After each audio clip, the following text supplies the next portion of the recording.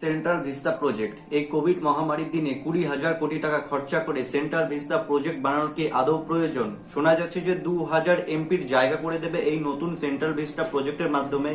Basically এই central vista project এটি একটি রিডেভেলপমেন্ট প্রজেক্ট। রাষ্ট্রপতি ভবন আর ইন্ডিয়া গেটের মধ্যবর্তী যে এলাকাটা রয়েছে সেখানে রিডেভেলপমেন্ট করা হবে। আসুন এই নিয়ে আজকে আলোচনা করা যাক যে কোভিড মহামারীর দিনে এই 20,000 কোটি টাকা খরচা করে এরকম একটি প্রজেক্ট বানানোর কি খুবই প্রয়োজন। এখন এই সেন্ট্রাল ভিস্টা প্রজেক্টের মাধ্যমে একটি নতুন পার্লামেন্ট বিল্ডিং তৈরি করা হবে, ভাইস প্রেসিডেন্ট এবং প্রধানমন্ত্রীর জন্য একটি নতুন রেসিডেন্স তৈরি করা হবে, পিএমওর জন্য একটি নতুন বিল্ডিং করা হবে এবং 73 বছর হয়ে গেল আজ পর্যন্ত আমাদের কোনো সেন্ট্রাল সেক্রেটারিয়েট ছিল না। এবারে এই সেন্ট্রাল ভিস্টা প্রজেক্টের মাধ্যমে একটি কমন সেন্ট্রাল সেক্রেটারিয়েট তৈরি করা হবে। কিন্তু প্রশ্ন হচ্ছে যে একটি তো পার্লামেন্ট অলরেডি রয়েছে, আরেকটি নতুন পার্লামেন্টে কেন প্রয়োজন হচ্ছে? এখন দেখুন, বর্তমানে যে পার্লামেন্ট রয়েছে তাদের লোকসভার সিট হচ্ছে 552টা, রাজ্যসভার সিট হচ্ছে 245টা এবং সেন্ট্রাল হলে রয়েছে 436টা সিট। কিন্তু এগুলো এনাফ নয় এবং এগুলোকে এক্সপ্যান্ড করা দরকার। যখন জয়েন্ট সেশন হয় তখন তো করিডোরে চেয়ার পেতে এমপিদের বসানো হয়, এরকমই তো অবস্থা। অর্থাৎ বর্তমানে যত এমপি রয়েছে তাদেরই বসানোর জায়গা হচ্ছে না এবং ভবিষ্যতে যখন এই সিট বাড়ানো হবে তখন কি হবে?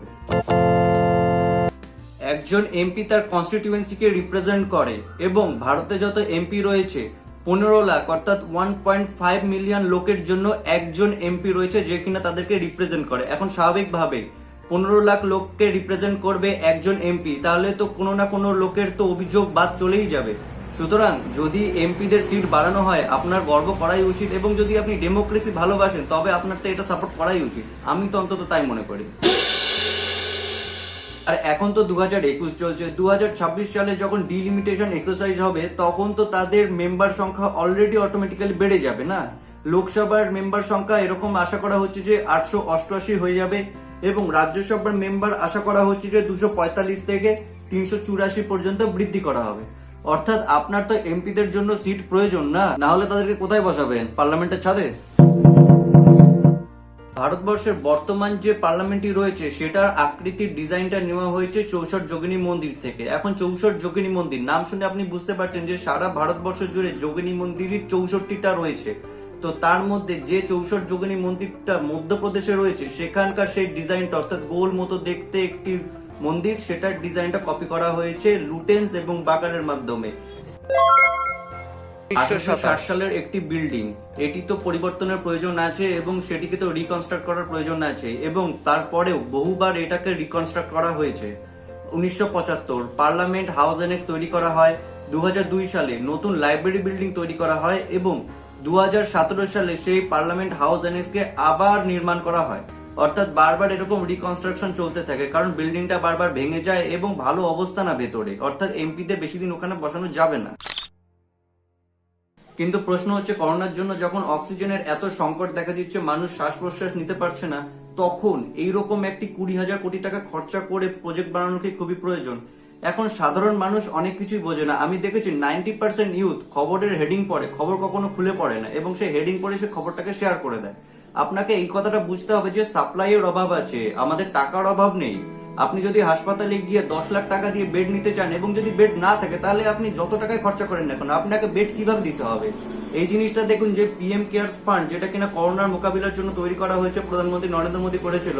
তো পিএম কেয়ার্স ফান্ডে কর্পাস তো $1 বিলিয়ন ছাড়িয়ে চলে গেছে এবং 200 কোটি টাকার উপরে তো খরচা করা হয়েছে পিএসএ অর্থাৎ যে অক্সিজেন প্ল্যান্ট তৈরি করা হবে তার জন্য। কিন্তু সমস্যা কি? সাপ্লাই চেন অর্থাৎ সাপ্লাই এর জন্য সমস্যা হচ্ছে। এই পিএসএটাকে করা হচ্ছে মার্চ এপ্রিল এই সময়, অর্থাৎ জানুয়ারিতে না করে দেরি করে সাপ্লাই চেনটাকে তৈরি করা হয়েছে, দেরি করে সাপ্লাই দেওয়া হচ্ছে, এই জন্য আজকে এত সংকট। আপনারা এই নিয়ে প্রশ্ন করতে পারেন কিন্তু এই নিয়ে প্রশ্ন করতে পারেন না যে টাকাটা ওইখানে কেন খরচা হচ্ছে। টাকার তো কোনো ইস্যুই নেই এখানে। অ্যাড হোমিনাম অর্থাৎ আপনি আগের বার এই বিষয়ে যখন কোনো মুখ খোলেননি তখন এখন এসে ঘটনারও আপনি কোনো প্রতিবাদ করবেন না। অর্থাৎ আগের বার কখনো এই বিষয়ে কথা বলেননি, এখন এসে আপনি এই বিষয়ে কোনো মতামত দেবেন না। এটাকে বলা হয় অ্যাড হোমিনাম, অর্থাৎ সবসময় তুলনা করা হয়। এই জিনিসটাকে আমাদেরকে ত্যাগ করতে হবে। আমাদেরকে বুঝতে হবে যে সেন্ট্রাল ভিস্টা প্রজেক্টটা কি এবং এটা প্রয়োজন কি। কোনো নেতা বলতে পারে যে 20,000 কোটি টাকা দিয়ে আমরা এতগুলো ভ্যাকসিন তৈরি করতে পারি। আরে ভাই, ভ্যাকসিন তৈরি করতে পারি জানি, টাকার তো অভাব নেই, কিন্তু ভ্যাকসিন তো আমরা চাইলেই তো সঙ্গে সঙ্গে তৈরি করতে পারি না, অনেক মেটেরিয়াল লাগে। চাইলেই তো আমরা একবার সব ভারতের জন্য একদম ভ্যাকসিন তৈরি করতে পারি না, এটা তো উৎপাদন সম্ভব নয়। আমাদের সাপ্লাইয়ের অভাব রয়েছে, টাকার অভাব নেই। 20,000 কোটি টাকা দিয়ে আমরা যদি এটা বন্ধ করে রেখেও দিই তাহলে কিন্তু অ্যাকচুয়ালি কোনো লাভ হবেও না। এবং রিসেন্টলি আমরা এই জিনিসটাও দেখেছি যে 12 জন অপোজিশন লিডার প্রধানমন্ত্রী মোদীকে 9টি পয়েন্ট লিখে একটি চিঠি লিখেছে যে কিভাবে এই কোভিড সিচুয়েশনকে ঠেকানো যায়। তার মধ্যে 5 নম্বরে রয়েছে যে সেন্ট্রাল ভিস্টা প্রজেক্ট থামিয়ে দিতে হবে। কেন ভাই? আজকের দিনে মানুষ খেতে বসতে পারছে না, এখন এই যে মাইগ্রেন্ট লেবার রয়েছে বা স্কিল্ড বা আনস্কিল্ড লেবার রয়েছে এরা তো কাজ করে খেতে পারবে।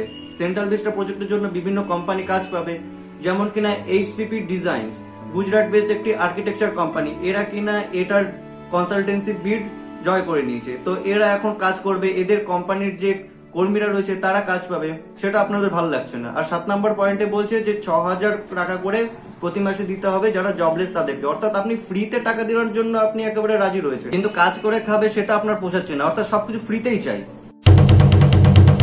2021 এসে সেন্ট্রাল ভিস্টা প্রজেক্টের কথা আপনি শুনছেন ঠিকই, কিন্তু সেন্ট্রাল ভিস্টা প্রজেক্টের জন্য অনেক আগে থেকে প্ল্যানিং করা হচ্ছিল।